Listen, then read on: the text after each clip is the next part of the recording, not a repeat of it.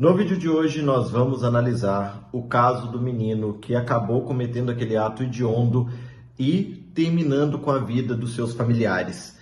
Mas antes de falar sobre isso, quero dizer aqui que tudo que for dito nesse vídeo é mera especulação. Porque quem pode diagnosticar e falar o que realmente aconteceu com aquele garoto, quais são os possíveis transtornos que ele sofre, se é que ele sofre de alguma coisa, é apenas o profissional de psiquiatria ou psicologia que atendê-lo. Visto isso, nós vamos falar aqui sobre possíveis causas psicológicas ou comportamentais que podem ter influenciado para que esse garoto cometesse tais atos. E se você ainda não me conhece, meu nome é Bruno Caldas, eu sou psicólogo clínico e seja muito bem-vindo ao Psicologando, um canal que tem a intenção de trazer a psicologia sem psicologuês para você. Agora vamos entender o que leva uma pessoa a terminar com a vida da própria família. Atos de parricídio e matricídio não são novos na humanidade e vêm sendo cometidos desde os primórdios. Existem relatos de milhares de anos atrás, até bem recentemente. Então o ato de acabar com a vida do pai e da mãe não são coisas novas.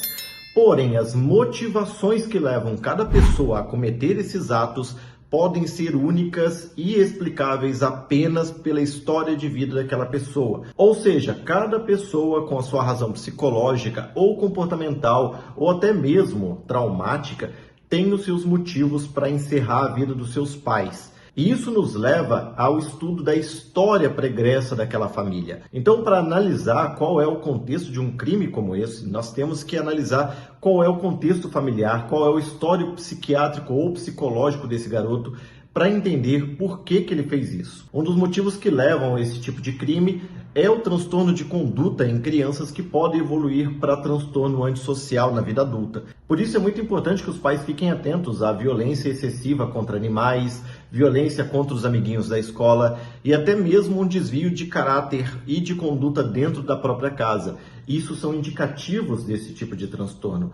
Porém, não temos como saber se o garoto lá que fez esse ato essa semana tinha ou não isso, mas é uma possibilidade. Outra questão também são os laços familiares rasos ou comprometidos. Como eu já falei várias e várias vezes nesse canal, várias coisas na infância podem influenciar o aparecimento de transtornos na vida adulta. Por isso é muito importante também que se leve em consideração o histórico dessa família. O garoto falou que a família chamava ele de vagabundo e coisas do gênero, e isso pode, tá? Não tô passando pano para ninguém aqui, mas pode ser um indicativo de laços familiares rasos ou até mesmo agressivos em alguns casos, o que pode levar a um desvio de conduta, fazendo com que a pessoa acredite que cometer um ato de violência contra a família seja uma solução. Além disso, ainda podemos analisar a possibilidade de haver abandono, negligência, violência, entre outras coisas.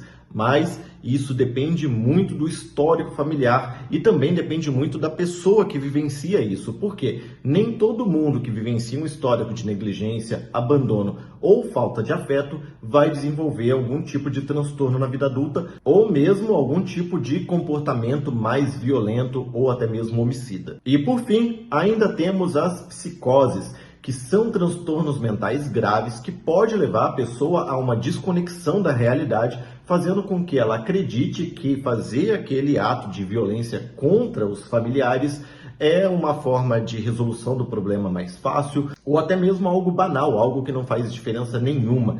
Então, muitas pessoas que sofrem de transtornos psicóticos acabam cometendo atos de violência, como homicídios ou outros tipos de crimes, e não entendem a razão ou o motivo de serem punidos por aquilo. Porque dentro da realidade, do mundo interno dessa pessoa, ela não fez algo que mereça ser punido ou qualquer coisa do gênero. Tudo depende também do tipo de delírio que essa pessoa está vivendo, porque transtornos psicóticos podem levar o indivíduo a um delírio que faz com que ele acredite numa realidade paralela, numa realidade onde as coisas fazem sentido apenas para ele. Então, concluindo, como eu falei lá no início, não temos como saber exatamente quais foram as motivações que levaram esse garoto a cometer esse ato de violência contra a família, porém podemos especular aqui que pelo menos alguma dessas três razões pode ter levado o garoto a cometer esse ato de violência contra a família. Mesmo porque quando ele foi se entregar, ele ficou surpreso ao saber que ele ia ser apreendido, que ele ia ficar na Fundação Casa.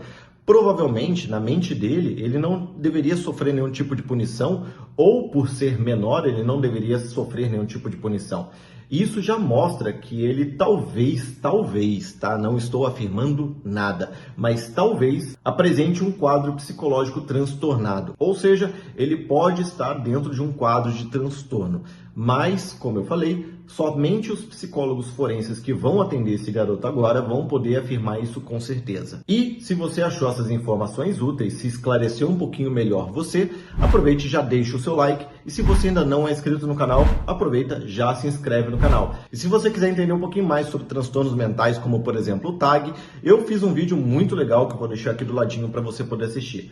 No mais é isso, muito obrigado quem ficou comigo até aqui, um forte abraço, nos vemos no próximo vídeo. Até!